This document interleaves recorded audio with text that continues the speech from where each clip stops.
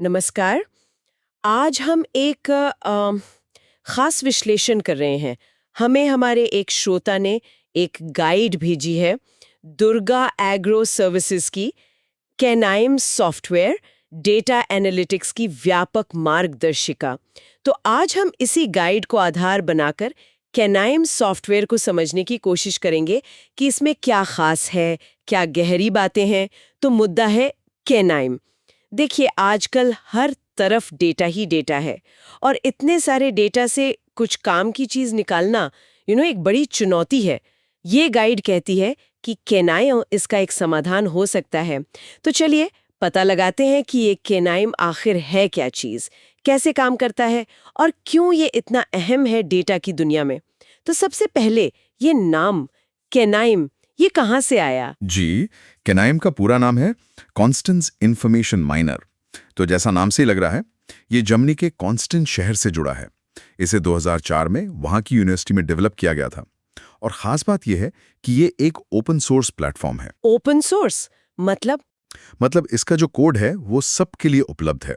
इसे इस्तेमाल करने के लिए या बदलने के लिए कोई लाइसेंस फी नहीं देनी पड़ती, कम से कम बेस वर्जन के लिए।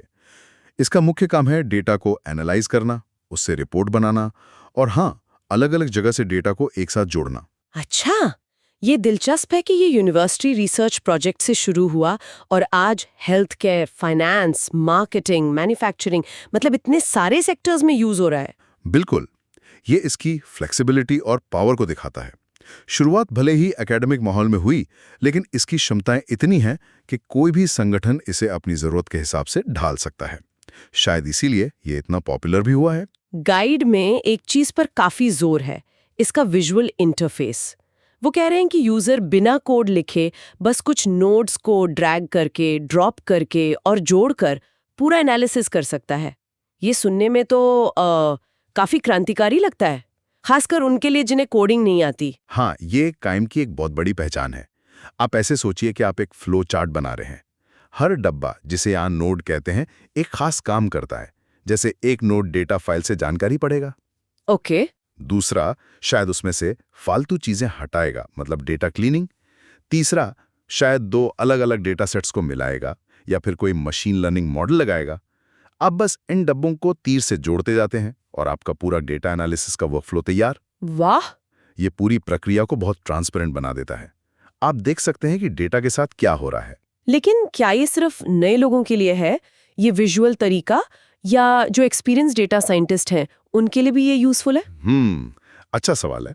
देखिए, विजुअल इंटरफेस इसे नए लोगों के लिए आसान बनाता है, ये सच है। लेकिन इसकी कहानी यहीं खत्म नहीं होती। केनाइम एडवांस्ड यूजर्स को भी पूरा सपोर्ट करता है। इसमें आप पाइथन, आर, जावा जैसी जो पॉपुलर प्रोग्रामिंग लैंग्वेजेस हैं, उनको इंटीग्रेट कर सकते हैं। अच्छा, मतलब कोड भी यूज कर सकते हैं। बिल्कुल। अगर कोई एक्सपर्ट है और उसने अपना कोई खास कोड लिखा है या कोई स्क्रिप्ट इस्तेमाल करनी है, तो वो उसे आसानी से अपने इसी विजुअल वर्कफ्लो में जोड़ सकता है। तो ये दोनों दुनिया का बेस्ट देता है, सिंप्लिसिटी भी और डेप्थ भी। समझ गए। तो ये एक तरह का पुल है कोडिंग जानने वालों और न जानने वालों के बीच। चलिए अब इसकी कुछ और मेन फीचर्स को देखते हैं। विजुअल इंटरफेस तो हो गया, डेटा इंटीग्रेशन की बात करते हैं। मतलब अलग अलग सोर्स से डेटा जोड़ना, ये कितना जरूरी है आजकल? ये तो आज के टाइम में बहुत ही ज्यादा जरूरी है। डेटा शायद ही कभी एक ही जगह, एक ही साफ सुथरे फॉर्मेट में मिलता है ना? हाँ। वो अलग अलग शक्लों में होता है। कहीं एक्सेल शीट है, कहीं CSV फाइल, कहीं वेब से आया जेसन फॉर्मेट, जी। या फिर कंपनियों के बड़े बड़े SQL डेटाबेसेस में। हाँ बिल्कुल। काइम इन सब अलग अलग सोर्स से डेटा खींच सकता है और उन्हें एक प्लेटफॉर्म पर ला सकता है। और बात सिर्फ फाइल फॉर्मेट की नहीं है, ये स्ट्रक्चर्ड और अनस्ट्रक्चर्ड दोनों तरह के डेटा को हैंडल कर सकता है। स्ट्रक्चर्ड और अनस्ट्रक्चर्ड डेटा, आसान शब्दों में क्या फर्क है इनमें? जरूर। स्ट्रक्चर्ड डेटा वो है जो एकदम व्यवस्थित हो, जैसे टेबल में होता है, रोज और कॉलम्स। आपकी एक्सेल शीट या कंपनी का सेल्स डेटाबेस, ये स्ट्रक्चर्ड है। कंप्यूटर के लिए इसे समझना आसान है। दूसरी तरफ अनस्ट्रक्चर्ड डेटा का कोई फिक्स्ड फॉर्मेट नहीं होता, जैसे ईमेल का text, social media comments, customer care call की रिकॉर्डिंग या वेबसाइट पे लिखे रिव्यूज। अच्छा, तो काइम इन दोनों को मिला सकता है? हाँ, यही तो इसका कमाल है। ये इन दोनों तरह के डेटा को एक साथ लाकर एनालाइज करने की सुविधा देता है। सोचिए, पहले अलग-अलग डिपार्टमेंट का डेटा अपने अपने साइलो में बंद रहता था। हाँ, ये तो होता है। कैम वो दीवारें तोड़ देता है। तो आप marketing data, sales data, customer service logs सबको मिलाकर कस्टमर की एक पूरी तस्वीर बना सकते हैं। ऐसी समझ जो पहले शायद मुमकिन ही नहीं थी। ये तो वाकई बहुत काम की बात है। डेटा साइलोस तोड़ना तो कई कंपनियों का सपना होता है। अब आते हैं आजकल के हॉट टॉपिक पर, एडवांस्ड एनालिटिक्स और मशीन लर्निंग। गाइड कहती है कैनएम इसमें भी मदद करता है। कैसे? जी, कैनएम में मशीन लर्निंग और एडवांस्ड एनालिटिक्स के लिए बहुत सारे रेडीमेड नोट्स हैं। मान लीजिए आपको स्टैटिस्टिकल एनालिसिस करना है या कस्टमर्स को ग्रुप्स में बांटना है, जिसे क्लस्टरिंग कहते हैं, या फिर भविष्य की सेल्स का अंदाजा लगाना है, रिग्रेशन, या ईमेल को स्पैम है या नहीं ये पता करना है, क्लासिफिकेशन। बिल्कुल। इन सब के लिए बने बनाए नोट्स मौजूद हैं। वाह, यहाँ तक कि डीप लर्निंग जैसे कॉम्प्लेक्स काम भी किए जा सकते हैं। और अगर जरूरत और भी ज्यादा हो तो ये टेंसरफ्लो, साइकिट-लर्न, H2O जैसे जो बड़े और पावरफुल AI फ्रेमवर्क्स हैं, उनके साथ भी इंटीग्रेट हो जाता है। गाइड में टेंसरफ्लो इंटीग्रेशन का जिक्र है। इसका असली मतलब क्या है? क्या ये बस एक और फीचर है या इसका कुछ गहरा मतलब है? नहीं, ये सिर्फ नाम के लिए नहीं है। इसका मतलब है कि आप बहुत एडवांस्ड AI मॉडल, जैसे इमेज रिकग्निशन, तस्वीरों को पहचानना। हाँ, या फिर कॉम्प्लेक्स नेचुरल लैंग्वेज प्रोसेसिंग, जैसे कस्टमर रिव्यूज का बहुत गहरा एनालिसिस करना, ये सब आप सीधे अपने काइम वर्कफ्लो में ही इस्तेमाल कर सकते हैं। आपको काइम के एनवायरनमेंट से बाहर जाने की जरूरत नहीं। ये उन कंपनियों के लिए बहुत पावरफुल हो सकता है जो AI का फायदा उठाना चाहती हैं, पर शायद उनके पास डेडिकेटेड AI टीम ना हो। समझ गई। मतलब कॉम्प्लेक्स AI क्षमताएं भी सबकी पहुंच में आ जाती हैं इसके जरिए। गाइड में एक्सटेंसिबिलिटी यानी विस्तार क्षमता का भी जिक्र था। इसका क्या मतलब है? एक्सटेंसिबिलिटी का मतलब है कि काइम की जो बेसिक क्षमताएं हैं, उन्हें और बढ़ाया जा सकता है। देखिए, काइम अकेला नहीं है, इसके पीछे एक बहुत बड़ी और एक्टिव ग्लोबल कम्युनिटी है। लोग लगातार नए नए एक्सटेंशंस बनाते रहते हैं। एक्सटेंशन? हाँ, जैसे आपके फोन में ऐप्स होते हैं, ये एक्सटेंशन खास कामों के लिए होते हैं, जैसे केमिकल डेटा का एनालिसिस, नेटवर्क ग्राफ का analysis, image processing, text mining, या फिर बिग डेटा प्लेटफॉर्म जैसे अपाची स्पार्क के साथ काम करना। ये सब एक्सटेंशंस क्नाइम मार्केट प्लेस पर मिल जाते हैं। तो अगर आपको कोई ऐसी खास जरूरत है जो क्नाइम के बेस वर्जन में नहीं है, तो पूरी संभावना है कि किसी ने उसके लिए एक्सटेंशन बना दिया हो। अरे वाह, तो ये एक तरह से ऐप स्टोर जैसा हो गया डेटा एनालिसिस टूल्स के लिए। बिल्कुल। ये तो इसके ताकत को कई गुना बढ़ा देता होगा। बिल्कुल, ये इसे लगातार विकसित होने वाला प्लेटफॉर्म बनाता है। अच्छा, और ऑटोमेशन और रिप्रोड्यूसिबिलिटी, गाइड में इनका भी जिक्र है। ये क्यों जरूरी है? ये दोनों चीजें किसी भी सीरियस डेटा एनालिसिस के लिए बहुत जरूरी हैं। ऑटोमेशन का मतलब है कि एक बार आपने वर्कफ्लो बना लिया तो आप उसे शेड्यूल कर सकते हैं कि वो अपने आप चले, रोज, हर हफ्ते या जब भी नया डेटा आए। इससे बार बार वही काम करने का मैनुअल झंझट खत्म, टाइम बचता है। ये तो है। और रिप्रोड्यूसिबिलिटी का मतलब है कि आपका एनालिसिस ट्रांसपेरेंट हो और उसे कोई और दोहरा सके। K9 का विजुअल वर्कफ्लो ये पक्का करता है कि कोई भी देख सके कि डेटा के साथ क्या क्या किया गया है, किस क्रम में किया गया है। अगर कोई दूसरा व्यक्ति उसी डेटा पर वही वर्कफ्लो चलाएगा तो उसे बिल्कुल वही नतीजे मिलेंगे। ये साइंटिफिक रिसर्च और बिजनेस रिपोर्टिंग में भरोसे के लिए बहुत जरूरी है। सही बात है। और जब नतीजे आ जाएं तो उन्हें दूसरों को समझाना भी तो होता है। विजुअलाइजेशन और रिपोर्टिंग में काइम कितना अच्छा है? हाँ, डेटा को कहानी में बदलना उतना ही जरूरी है जितना उसका एनालिसिस करना। K9 में इंटरैक्टिव चार्ट्स, ग्राफ्स और डैशबोर्ड बनाने के लिए कई तरह के नोड्स हैं। आप अपने नतीजों को ऐसे विजुअल फॉर्मेट में पेश कर सकते हैं जो आसानी से समझ में आए और देखने में भी अच्छे लगें। इससे अपनी टीम को, मैनेजमेंट को या क्लाइंट्स को अपनी फाइंडिंग्स बताना बहुत असरदार हो जाता है। आप सीधे K9 से रिपोर्ट भी जनरेट कर सकते हैं। तो ये सब तो हुई काइनाइम की खूबियां। हाँ। अब अगर कोई इसे अपनाने की सोच रहा है या रही है तो उनके लिए सीधे तौर पर क्या फायदे हैं? एक तो हमने बात की कि कोडिंग की जरूरत नहीं है। हाँ, वो नए यूजर्स के लिए एक बहुत बड़ा प्लस पॉइंट है। बिना प्रोग्रामिंग सीखे भी वो डेटा एनालिसिस की दुनिया में कदम रख सकते हैं। दूसरा बड़ा फायदा, जैसा हमने शुरू में कहा, ये ओपन सोर्स है।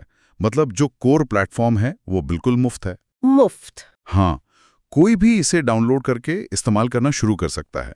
हाँ, ये बात है कि एंटरप्राइज लेवल पर अगर आपको टीम कोलैबोरेशन या एडवांस्ड मैनेजमेंट फीचर्स चाहिए तो उसके लिए कुछ कमर्शियल एक्सटेंशंस या सर्वर प्रोडक्ट्स हैं, लेकिन जो कोर टूल है वो फ्री है। इससे लागत का बैरियर काफी कम हो जाता है। लागत और सीखने में आसानी, ये तो बड़े फायदे हैं। और कुछ? इसके अलावा ये क्रॉस प्लेटफॉर्म है, विंडोज, मैकओएस, लिनक्स सब पर चलता है। अच्छा। इसकी कम्युनिटी बहुत एक्टिव है। लोग न सिर्फ नए एक्सटेंशंस बनाते हैं बल्कि फोरम वगैरह पर एक दूसरे की मदद भी करते हैं। और एक और बहुत महत्वपूर्ण बात है, स्केलेबिलिटी। स्केलेबिलिटी मतलब आप इसे अपने लैपटॉप पर छोटे डेटा सेट के साथ इस्तेमाल करना शुरू कर सकते हैं और जब जरूरत पड़े तो इसे बड़े सर्वर पर या क्लाउड में बहुत बड़े डेटा सेट के एनालिसिस के लिए भी स्केल कर सकते हैं। तो अगर हम इसे बड़ी पिक्चर में देखें तो ये एक ऐसा टूल है जो एक स्टूडेंट से लेकर एक बड़ी मल्टीनेशनल कंपनी तक लगभग सबकी जरूरतों को किसी न किसी हद तक पूरा कर सकता है। ये वाकई प्रभावशाली है, खासकर ओपन सोर्स होते हुए इतनी क्षमताएं देना। अब जरा इसके प्रैक्टिकल इस्तेमाल पर आते हैं। गाइड में कुछ उदाहरण दिए हैं, जैसे बिजनेस इंटेलिजेंस में ये कैसे काम आता है। बिजनेस इंटेलिजेंस या बीआई में इसका इस्तेमाल बहुत कॉमन है। कंपनियां इसे कस्टमर्स को बेहतर समझने के लिए यूज करती हैं, जैसे उनके शॉपिंग पैटर्न या बिहेवियर के आधार पर उन्हें अलग अलग ग्रुप्स में बांटना, जिसे सेगमेंटेशन कहते हैं। एक और आम यूज है चर्न प्रिडिक्शन, मतलब ये अंदाजा लगाना कि कौन से कस्टमर कंपनी छोड़ के जा सकते हैं, ताकि उन्हें रोका जा सके। बिल्कुल, ताकि उन्हें रोकने के लिए सही टाइम पर कुछ किया जा सके। इसी तरह भविष्य की सेल्स का अनुमान लगाने यानी सेल्स फोरकास्टिंग में भी ये मदद करता है। और हेल्थ केयर या लाइफ साइंसेज जैसे सेंसिटिव एरिया में? इन फील्ड्स में काइम का उपयोग पेशेंट डेटा को एनालाइज करके बीमारियों के पैटर्न समझने में हो रहा है, नई दवाओं की खोज की प्रक्रिया को तेज करने में, या फिर जेनेटिक डेटा के कॉम्प्लेक्स एनालिसिस में। यहाँ रिप्रोड्यूसिबिलिटी और ट्रांसपेरेंसी बहुत जरूरी होती है और काइम इसमें काफी मदद करता है। फाइनेंस में तो जरूर इस्तेमाल होता होगा फ्रॉड वगैरह पकड़ने में? हाँ बिल्कुल, फाइनेंशियल सर्विसेज में फ्रॉड डिटेक्शन एक बहुत बड़ी चुनौती है। काइन के जरिए बैंक्स और फाइनेंशियल इंस्टीट्यूशंस ट्रांजैक्शन पैटर्न का एनालिसिस करके सस्पिशियस एक्टिविटी को पहचान सकते हैं। इसके अलावा क्रेडिट रिस्क का अंदाजा लगाने, मतलब क्रेडिट स्कोरिंग में और इन्वेस्टमेंट पोर्टफोलियो मैनेजमेंट में भी इसका इस्तेमाल होता है। मार्केटिंग और मैन्युफैक्चरिंग के बारे में भी गाइड में बताया गया है। हाँ, मार्केटिंग में कंपनी अपने कैंपेन की सक्सेस को एनालाइज करने के लिए इसे यूज करती हैं। अच्छा। सोशल मीडिया पर कस्टमर्स क्या कह रहे हैं, उनका मूड कैसा है, सेंटीमेंट एनालिसिस। अच्छा। या फिर कस्टमर्स को उनकी पसंद के हिसाब से प्रोडक्ट सजेस्ट करने वाले सिस्टम, रिकमेंडेशन सिस्टम बनाने के लिए भी KNIM का इस्तेमाल होता है। और मैन्युफैक्चरिंग में ये मशीनों के खराब होने का पहले से अंदाजा लगाने में मदद करता है, प्रेडिक्टिव मेंटेनेंस, ताकि अचानक ब्रेकडाउन ना हो। हाँ, जैसे अचानक ब्रेकडाउन से होने वाले नुकसान से बचाया जा सके। साथ ही प्रोडक्शन प्रोसेस को और बेहतर बनाने, मतलब प्रोसेस ऑप्टिमाइजेशन के लिए भी डेटा एनालिसिस किया जाता है। ये सब उदाहरण देकर वाकई लगता है कि डेटा कैसे हर सेक्टर को बदल रहा है। और क्या ये कहना सही होगा कि KNIM जैसे टूल्स इस बदलाव को और तेज कर रहे हैं? निश्चित रूप से आप सही कह रही हैं। ये टूल्स डेटा एनालिसिस की ताकत को ज्यादा से ज्यादा लोगों के हाथों में दे रहे हैं। पहले जो काम सिर्फ स्पेशलिस्ट प्रोग्रामर या स्टैटिस्टिशियन ही कर पाते थे, अब वो काम डोमेन एक्सपर्ट्स जैसे मार्केटर, डॉक्टर, इंजीनियर वो भी खुद कर पा रहे हैं। ये यकीनन अलग अलग फील्ड्स में इनोवेशन और इम्प्रूवमेंट की स्पीड को बढ़ा रहा है। अब एक जरूरी सवाल, बाजार में KNIM अकेला तो नहीं है? गाइड में रैपिडमाइनर, ऑल्ट्रिक्स, SAS जैसे दूसरे प्लेटफॉर्म्स का भी जिक्र है। KNIM इनकी तुलना में कहाँ खड़ा होता है? क्या चीज इसे अलग बनाती है? हाँ, ये सभी बहुत केपेबल और पॉपुलर प्लेटफॉर्म्स हैं और कई मामलों में इनकी क्षमताएं KNIM जैसी ही हैं। जैसे ऑल्ट्रिक्स अपनी स्पीड और इस्तेमाल में आसानी के लिए जाना जाता है, लेकिन वो काफ़ी महंगा हो सकता है। SAS एनालिटिक्स की दुनिया में एक बहुत पुराना और स्थापित नाम है, खासकर बड़ी कंपनियों में। रैपिडमाइनर भी KNIM का एक बड़ा कॉम्पिटिटर है और विजुअल वर्कफ्लो का कॉन्सेप्ट वो भी शेयर करता है। तो KNIM को क्या अलग करता है? जो लगातार इसे बेहतर बना रहा है और यूजर्स की मदद कर रहा है।